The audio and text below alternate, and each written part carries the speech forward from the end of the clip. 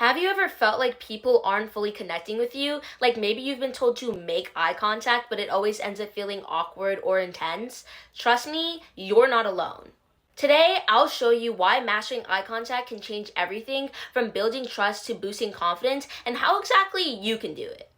The biggest two things that have changed how I view eye contact is one, someone once told me that people are looking at you to see how you view yourself. And if you're not even engaging in eye contact with them, I'd be like, hey, this person thinks shit about themselves. Two is, I was reading a study that I believe was called Fearlessly Communicating and Talking with Confidence, and it literally said that the primary attribute that's stopping you from communicating is fear. So like kryptonite is to Superman, fear is what's stopping us from communicating effectively. For those of you who are new here, I'm Hilary Jacques. I'm an emotionally empowered teen, and my goal is to just help everyone feel a lot more comfortable and understand the interactions what they have with different people. So if you haven't already, hit that subscribe button down below, and let's continue. Ugh, I hate when people say that. Eye contact is just about looking at someone, but no, eye contact is something a lot deeper. It shows that you're engaged and invested. So whether it's a first date, a job interview, a hangout with friends, eye contact can either make or break the connection. So why is that the case? So yeah, eye contact actually releases feel-good chemicals in your brain, like oxytocin, the bonding hormone, and also dopamine. That's why it feels so powerful, maybe even intimidating at times, but that same intensity is why it's so effective at forming deep connections. If you're someone who genuinely shits in your boots whenever you have to make eye contact with a person, these three things are going to be really, really helpful to you. So the first is, whenever you meet someone, notice what color their eyes are. So this is really helpful because it's like you don't have to stare into their eyes, but what it does is it helps initiate that first thing of eye contact. So are they navy? Are they light blue? Are they green with a hint of brown? So hazel. Figuring out those little things is a lot more important than it seems, because to the other person, it's like, oh, hey, they're initiating eye contact with me.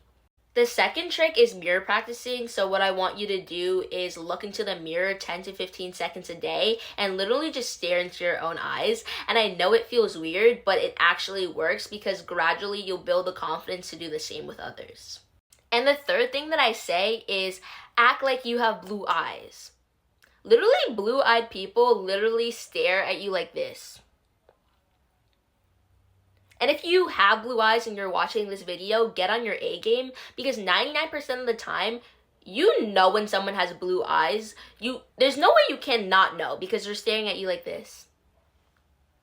Like, they want you to notice they have blue eyes. And no matter what eye color you have, that's the same mindset that you want to have, because it's like, hey, I'm going to show off my eyes. My eyes. And if you have a blue-eyed friend, you're in an even better position because you can literally learn from them.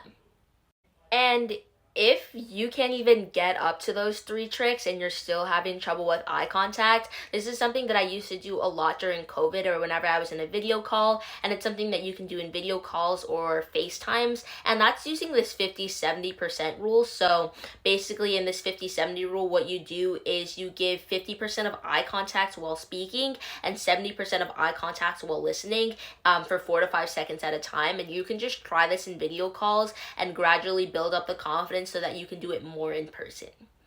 Other than making eye contact, a lot of people don't know what eye contact signals are, so I'm going to demonstrate a few of them for you. This is the dominant eye contact, steady gaze, minimal breaks, great for showing authority. This is what I call submissive eye contact. Frequent shifts shows uncertainty.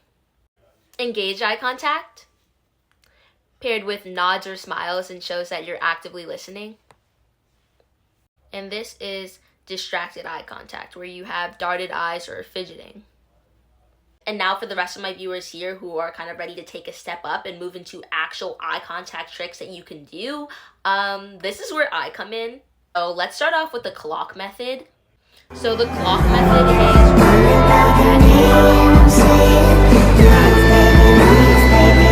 avoid intense staring. Now we have the 15-second rule, where you hold someone's gaze for 15 seconds during important moments. It helps build emotional connections, but also be warned, if you hold someone's gaze for that long and it's like you're giving an empathetic gaze, they could end up falling for you. So only use this on people where you want to build that emotional connection with.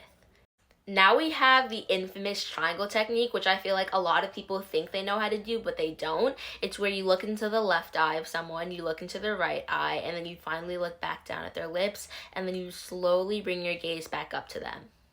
Very, very smexy for my girlies. And if you're interested in me demonstrating or kind of explaining what those other eye contact methods are, you already know that they're in the rest of my course, but if you don't, I'll go over a few of them right now. So a few more methods that we have are the head first method. So kind of imagine that someone's calling me. Hillary. What I basically just did is I moved my head before I locked gaze with them. So a lot of people, whenever they hear their name, they're just like, Hillary. Yeah. But it's like you have to create the tension by moving your head first and then adjusting your gaze to them. This technique makes eye contact seem much more intentional and less abrupt, which helps for a smoother connection. I'll end off with a few more for you today. So one, we also have the double gaze, where it's like, this is typically when you're flirting with someone, you give them a little one look, you look back down, and then you look right back up to where you started. This eye contact appears warm and non-threatening, so if anyone's ever heating up against you and you give them a little double gaze, 100% they're gonna be stuttering. And especially if you tilt your head on that double gaze, chef's kiss, girlies, I'm telling you literally right now. And what I would probably say is my favorite one is the smize. For those of you who have seen me in my other videos, it's literally just where you smile with your eyes also. I'm a very big smiler, so whenever I smile, I always want it to seem genuine. So if this is a first impression or you just want to seem friendly, give them a nice smize. So that's it, unfortunately, for today, but just know that eye contact is one of the most underrated tools for building confidence and connection. And if you like this video, hit that subscribe button, share it to a friend who you think's need it, and drop some comments down below of anything else that you might want to know or hear about, or if you just want more tips on mastering emotional intelligence. And I hope you found this useful and valuable.